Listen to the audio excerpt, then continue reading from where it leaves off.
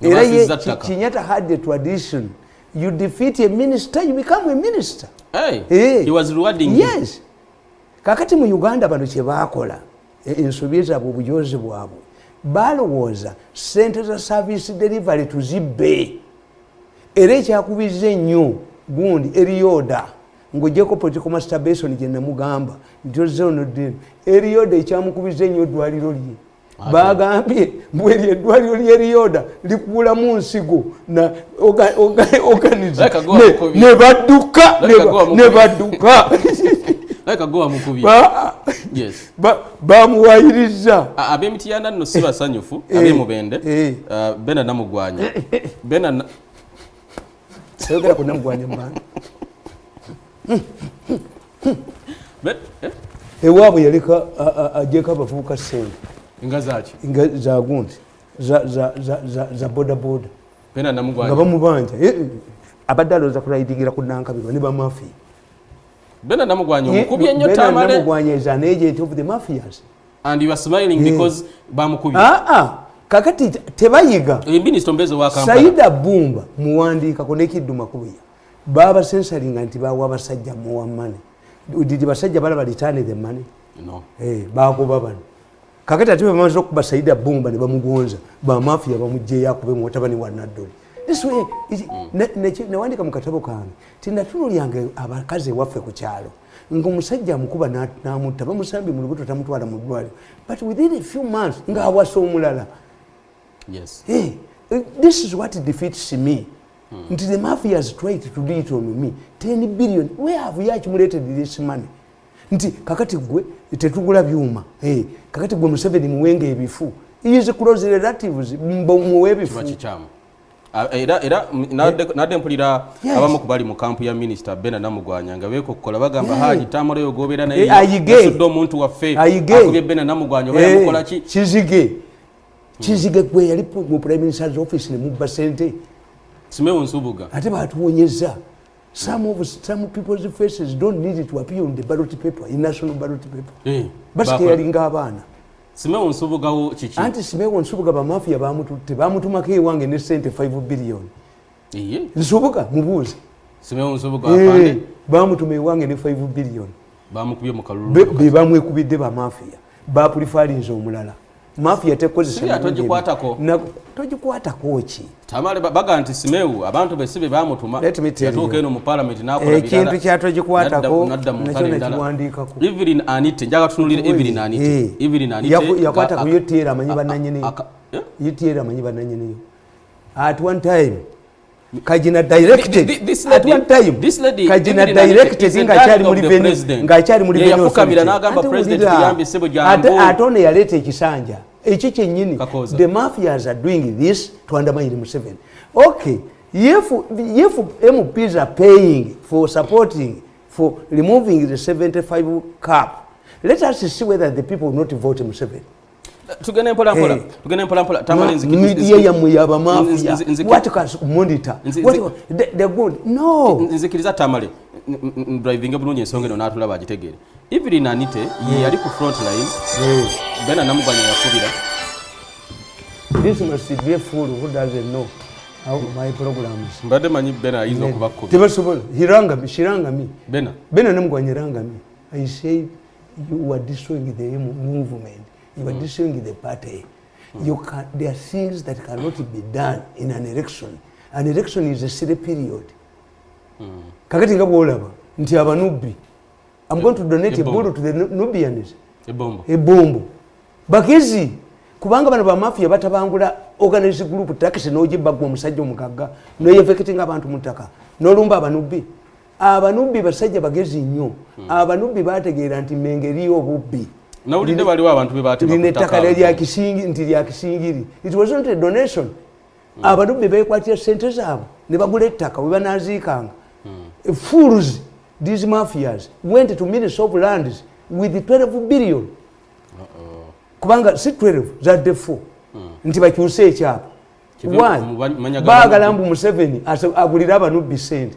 Ekyaki mugikubye Museveni asasule. Erusanje Bobi Wine kyabalabayo.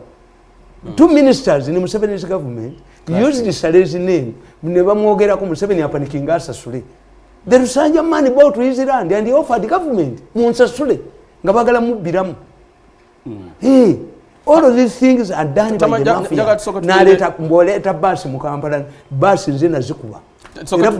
Jagatumaize ensonga y'abagudde. Minister Evelyn Anite yafukamira n'agamba president sebo tuyambe komawo some candidate. She's a darling of the president. Bano bakubani. Now, I want to understand. Okwagala president is punishable. Ekitegeeza abalonzi si kye baagala. No. Because abalonzi babadde ba. It's not Ayume. Ayume is an inflated balloon. Ne kabula ono Kakooza emirundi mingi ng'agudde yaleeta Kakooza yawunya dda talina na qualifications. Kakooza yaliko minister. Bamugoba ku bwa minister talina qualifications n'asigala mu parliament.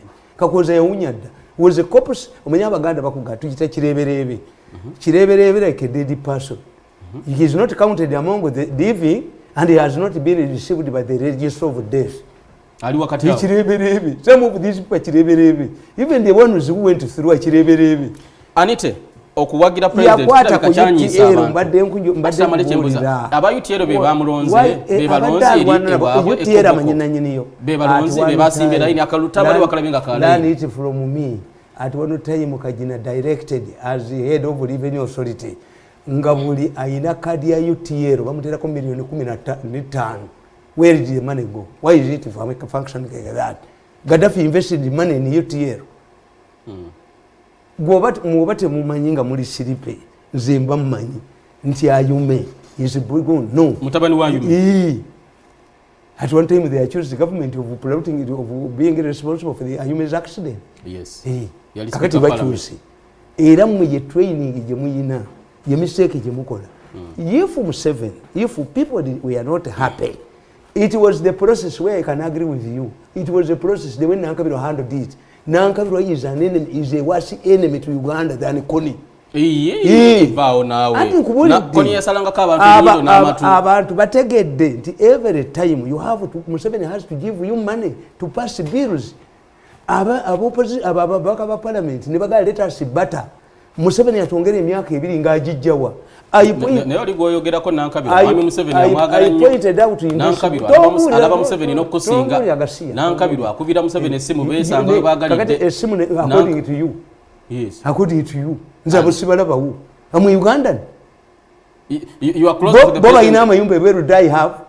Can they don this nkofira? Mu Uganda muno waliwo NRM asobola okuyisa enkofira eno mu kibuga ne batamukuba.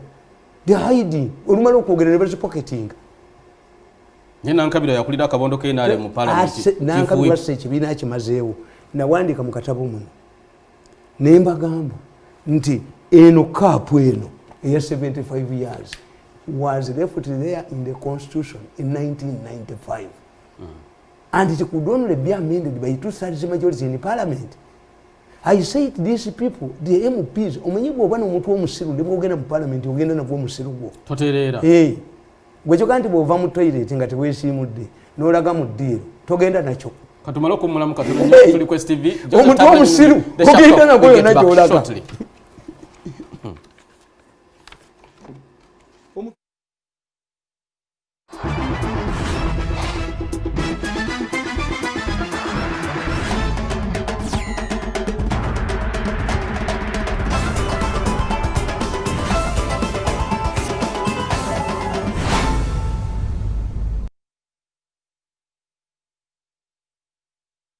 Banga ochatugoberera the sharp talk nze Haji. Let me conclude. Mbazira Joseph Tamale Mirundi. Mbadde mbagamba. Amaliriza. Mbadde mbagamba. Nti there was no way the MPs could deal with better with Museveni. Let us amend the constitution, you get 75 years, but also extend for 2 years. It meant that they feared the population. Okay. Tiyabasonyiwa. Why do they want to extend for 2 years? And I told them in this book, for you are carrying walaja and marijuana. Museveni is carrying a milk, a jerrycan of milk. Not walaja. For you will be arrested because you are carrying illegalities. Where does the parliament have powers to extend this for 2 years? Bali tebakimanyi. N'abagezi. N'engalabi zaabwe. Omanyi omuntu okwagala ennyo kutta obwongo. Kakati bo bakibala. Naffe atugiyisize nga kiyisaawa. As a result, somano paragraph 2 zokka mu katabo buno nkubuulire. Osomene we nakawandika eno n'eno. bakayise again at the crossroads nabagandi Museveni bwe tubeera mu crossroad atuyisaawo nabona ajja tuyisaawo wana ekibiina kye nga kitonya musaayi nga minisita wajjeyo mundu alinga Swazinega kwa Masasi ate ngenda kunyonyola the message from God Katonda yakulabikidde mutemumanyi nedda when you analyze you don't understand these things katumala okusoma confusion over amendments I have already submitted that constitutions are working documents. What is required is to adhere to particular provisions or articles of that same constitution. I always argue that if a room was constructed with no intention to be accessed, there is no need to put a door on such a room. If a constitutional provision or article is not meant to be amended, there is no need for a procedure to amend it. Therefore, the existence of procedures to amend certain provisions and articles of the Constitution presents a leeway for amendments.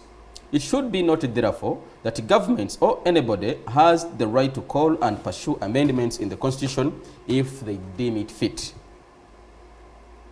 For example, if the age limit clause is amended, it only enables those in the stipulated age category to contest for presidency. This does not apply to Yoweri Kaguta Museveni alone. Secondly, amending the age limit does not mean extension of Museveni's presidency. Museveni will compete with other contenders and he will either win or lose the election. What NRM supporters are doing in this is in their interest. If the constitutional amendments can fulfill the requirement, why not amend it? In fact, the opposition is making a big political mistake. Mukwagala okulemesa amendments mutie Museveni mwali mutie Museveni nga musibidde ku myaka 7 anti nga bagamba semateeka ateekebwe mwekitiibwa ate nga amendment bagamba buli kimu bakikyusa bukyusa Tamale buli kimu bakikyusa bukyusa nti olujja olutagenda ekisenge ekitagenda kugulwa tekuba amendment bwe zibaawo buli kimu mu semateeka bakikyusa and why is a working document a constitution is a working document buli kimu bakikyuse banaleeta ne bagamba tukyuse semateeka tuteeketeeka lyakalabba nga tukkiriza tukyuse semateeka tugane Tamale Mirundi okwogera nga tulikyusa was amended 10 times okusetulinga but this has been amended thousands of times. Constitution ya mwerimu entry provisions is a referendum mwerimu none two-thirds majority. Museveni was not a member of CA. How can these MPs who are making noise today say that they have woken up to realize until 1995 this was amendable? Hey, but from 1995 when the constitution was promulgated, that article was there. Omuwandiisi w'ekibiina kya NRM Justin Kasule Lumumba asabye President Museveni to stop impunity in the ruling NRM party. Justin Kasule Lumumba ya presiding over emirimu day-to-day activities ez'ekibiina. Tango doi. Bamuleta tango doi. She's speaking tough. Muchala Lumumba aganti President Museveni yabaddeyo bale tango doi yabaddeyo ujali ku kitebe kye yabaddeyo jali ne batamufunya jali avoleza bulungi bana Uganda bali patient Muchala Kasule Lumumba n'agamba nti President stop impunity komya abantu impunity kigambo kya luzungu ekitegeeza omuntu okola ekintu nga talina kigenda kukolebwako bwalowooza okwemanya eryanyi n'ebintu bigwa mu kweru. That means Museveni is watching impunity going on tajagalamu but he's doing nothing. Kyenkubulya ekiriwo ekiti nti one tajja kutuula ku kitebe kubakolera mirimu. Give him money mu kibiina temuli sente his money. Give him money. His money, where does he get it from? His money azijjawa afuna milioni 3. Tamale Museveni ajjawa sente zaateeka mu kibiina kye tulaba ng'afuna milioni 3 nga bwe yatugamba. From secondary school I used to go to school in the nice suit. Bwe nali mwana muto nga ndi mu nursery villagers abaana ku kyalo baalwaniranga abantu ali ku ssomero nga ngenda n'obugati 12 to dish out. Sagala kubuuza gye wali bwana nga bazadde bo bakuwa. Kakati kankubuulira. Nga bazadde bo bakuwa. Museveni milioni 3. Where did Museveni get money to run for NASA? Was it money compared to this one? No. Yes. Where did Museveni get money? Where did Museveni get money to run NRM in the bush? Yazifunanga okuva eri Libya. Bagadafi nga bamuwa sente n'abantu abalala. Kati bw'abaga yazijjanga bweru ate teyajjanga bweru. Yajjanga talina namufu. Babbanga n'okubba ba Museveni abo bamenya banka embalala. Babenya banka ne for us in Christianity omwawula awasa. Kakati bamwasonda sente ez'ekkanisa mukuleetewo audit abakabizi b'ekkanisa. Naye njagala kitereeze mu sente. If Museveni is running this party from national coffers audit the money. Sente zenzike zalaze mu pate oba zaguze bizimbe. Under his watch? Ngaalaba bwati 400 billion. Ngaalaba bwati 400 billion under his watch. Onanyampise swaga yazidi. Onanyampise swaga, anyampise swaga yazidi ono. Anyampise swaga laba radio bwaze etise. Onanyampise swaga. Koze kati awugoti okukyogera. Nti akikozese swaga. Sente yazibba. Onanyampise swaga. Tamale zagenda mu kibiina ng'omugezi babeera odayivatinze ekirowoozo kyange ku kya Museveni naye tugende walala n'ekyo kitegeerekese. The most serious issue would be discussing eri eki gyemwali badde mugamba a message from God. How come that Rukutana, who survived the assassination during election, has found himself with the people which he accused at that time of attempting to assassinate him? Do you remember? Yawona? Yes, 94. Yes, balonda si. Kati kununo yabadde ayagala okutta. How come that in 1980 there was a fierce political battle between Kutesa and Museveni, and today there is a fierce political battle between the Kaguta family and the Kutesa family, in spite of the mechanism, the internal mechanism they have? Let's go back slowly. 1980, Museveni yesimbawo ne Kutesa. Museveni n'akugwa, Kutesa n'awangula side ye Mbarara something. Kutesa bw'awangula, Museveni n'alema okuyitamu. Mu 2020, that is 30 years down the road. Myaka 30, no ana. Those are 40 years. Yeah, 40 years down the road. Mwami Museveni muganda we Soddo Kaguta yesimbye ku kifo kyekimu ne muwala wa Kutesa Shati musherule Kutesa. The president has the capacity to convince NRM contenders to withdraw and leave others. Why has this super guru or medicine or miracle worked in the family? To me, there's more important issues to discuss. Take me there. What do you see in that? President Kutesa migrated from Nyabusozi. They allege that Kaguta also migrated to Nyabusozi. Same routing. Bavawamu. Yes. Shati Kutesa mwala wa Kutesa. Febio. Muganda wa Mukamu. Febio kwetubeera. The contradictions. Can't Museveni if we want to solve, in the political science they tell us, if we want to solve a problem, create a contradiction. Yes, create a contradiction if you want to solve a problem. This is what takes my time. The dynamics, the political dynamics at play at the moment. How come that before Tango Doi came into the secretariat, Museveni was winning with 90% in Tango Doi's area? Tororo areas. You go to the statistics. And when Tang came, Museveni is losing. These are issues that the political scientists would deal with. I want to understand. Era mbadde ngenda girete mu topics ze twatese. Mwami Museveni mutowe Soddo Kaguta ali mu kalulu ke kamu. Ne gwa mukamwana we. Ne mukamwana we. Kubanga Shati Kutesa mulongo babazaala bombi Kutesa yabazaala. Era nze nindije kintu. Nti why was it suspended? Elections are suspended. Violence yabaddeyo. Violence, which means they need money power. First isolate that area and they need money power. Or to have the family, if we see them again after the suspension of the elections, then as a political scientist I will go back to the drawing table board. These are contradictions. I was listening to Muganda Museveni. The meeting in Mafia Mubaba Day in Jejiwa Museveni. It was chaired by Museveni's close relative, who was always being referred to as the Sir. In the meeting. Hey, Jeji playing. Tamale. Muto wa Museveni agamba yakalulu oba kategese bate babata agenda kujanga independent lwachiri. And that speaks volumes about his intention and motive. Kyenkugamba. These are dynamics, political dynamics. Tuchitwale nti families zino tezikwatagana yakutesa ne yakaguta. Goze nkubulira.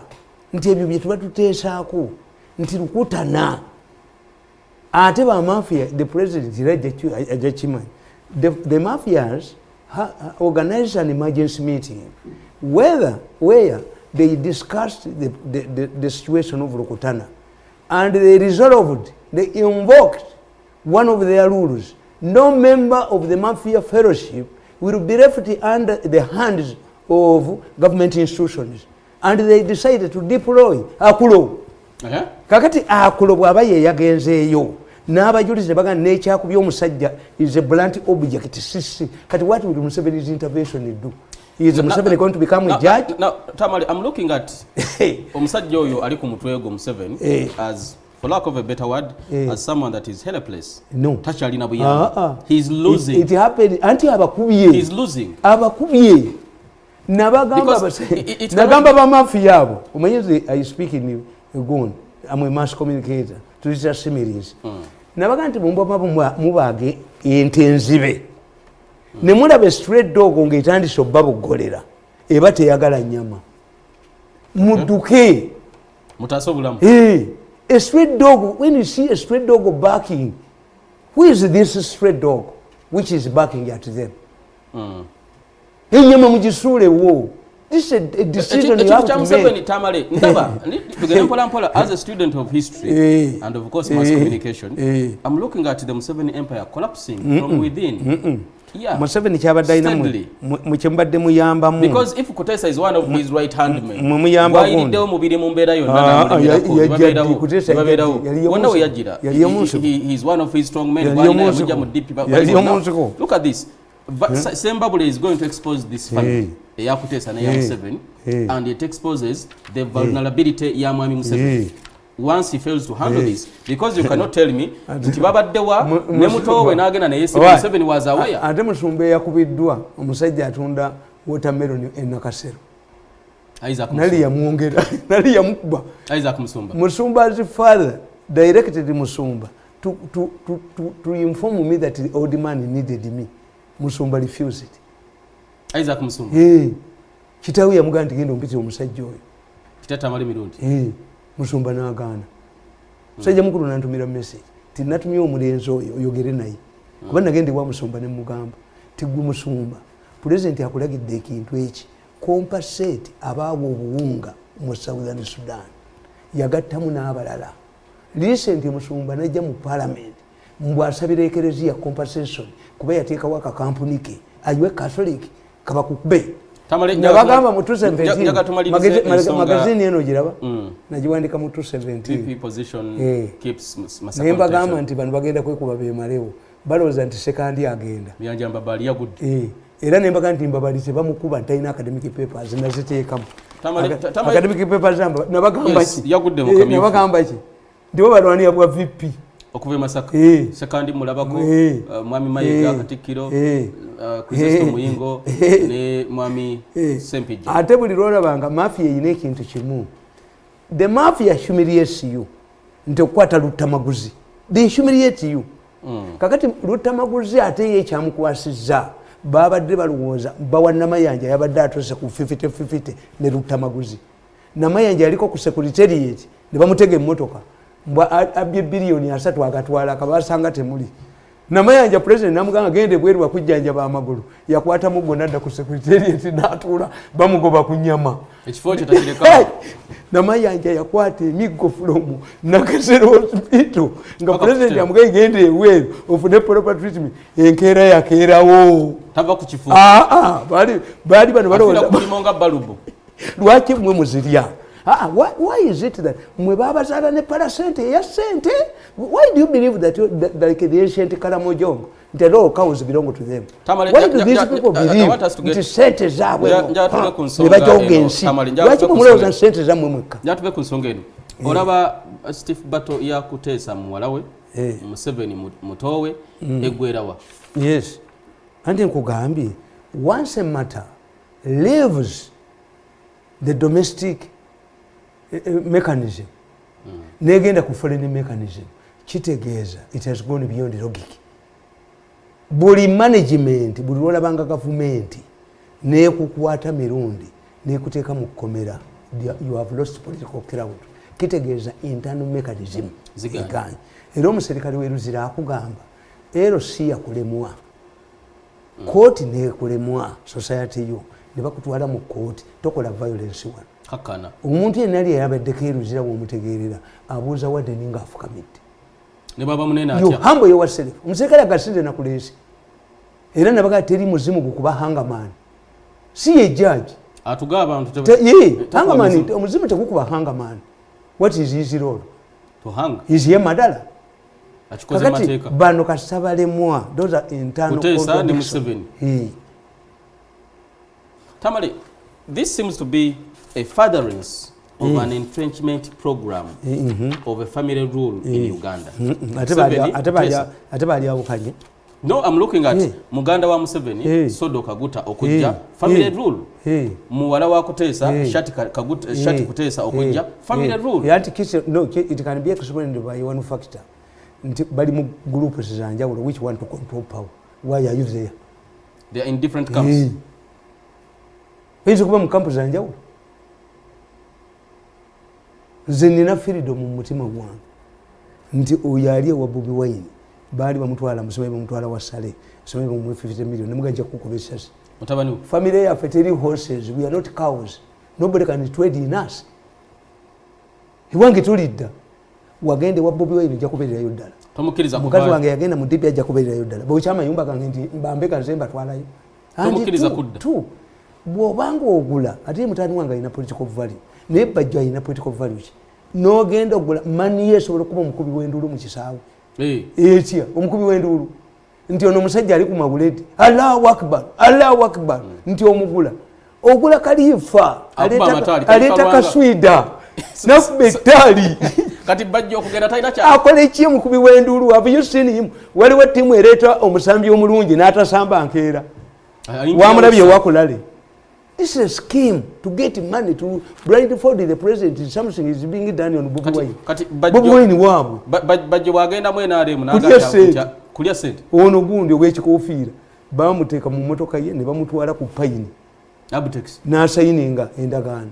Bamwe emitwalo 6 ye balance. Mmotoka ya milioni 15. Ne mulaba atudde ku kabangali nga obuswera bugoba boda boda n'endowooza ekisozi ya boda boda yiseemu empuuta. Kuzinga obuswera buli kuye. Ne bampita. Mirundi alina ku ssente. Mmotoka tekitunde milioni 10. Abo ne bwoba waki tebasobola ku maintaininga vehicles. Mmotoka zibaba nene nnyo. Nene nnyo. To show. Full figure yali wano n'agamba gwe mafia gwa kulembedde mba mafia. Okola ki? Gwa kulembedde ba mafia NRM. Full figure. Okola ki? Full figure yaga nti goli mafia. Kasate yayogera nti mpagira oli gye yava. That's very good. The dangerous woman will tell you nti oyo balo erije nano by'omusajja amwagala n'omwana wuno. None of those people, the political opportunists, era kyobola banti these are light politicians. Singa gwe otwala ebyama bya Bobi Wine nga eriyo political party bakutta. They kill you. Because oyina kyogamba. Nabaga nti Bobi Wine alinga omukazi ow'akabina akanene. Ne bw'omubbako neko oba peti oba ekikoyi kasigalawo. Asigala ne binali. Ne binali. Bano batwala ki? Has Bobi Wine weekend? Let me look at. Babadde bakolayo lwolo ki?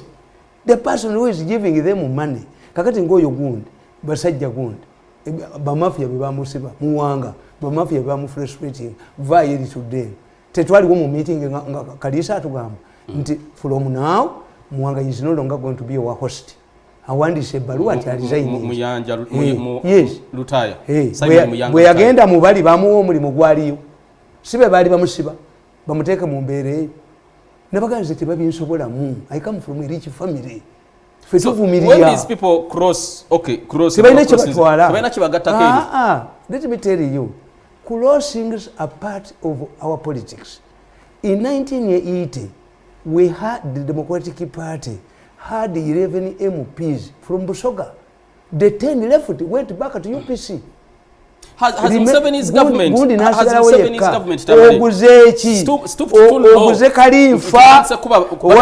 oguze Kalifa when Nateta inazika swida kube tali oba oguze Allahu Akbar oguze waliwo muwowoganyi wano ku mulembe gw'obote waliwo Mama Kerere